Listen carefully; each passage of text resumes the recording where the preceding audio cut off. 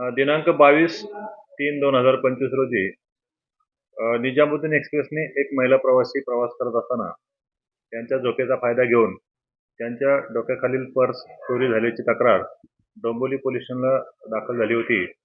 त्यावरून आमची कल्याण crime ब्रँचची team PSI Chougule यांच्या नेतृत्वाखाली काम करत होती.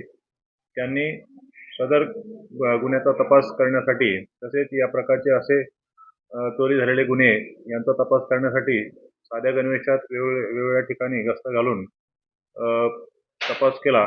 त्यांना दिनांक 24/3/2025 रोजी गुप्त बातमीदाराद्वारे माहिती मिळाली की बदलापूर शहर हद्दीत एक संशयित आरोपी येणार आहे. त्यावरून त्यांनी सापळा रचून सईमत अंजूर शेख यास ताब्यात घेऊन त्याच्याकडे चौकशी केली असता त्याने तो गुन्हा तसेच इतर टोटल 6 गुन्हे चोरी केले असल्याचे सांगून त्याच्याकडून सोन्याचे दागिने, मोबाईल फोन, आयपॅड, घड्याळ असे एकूण 4,56,000 रुपये किमतीचा मुद्देमाल हस्तगत करण्यात आलेला आहे.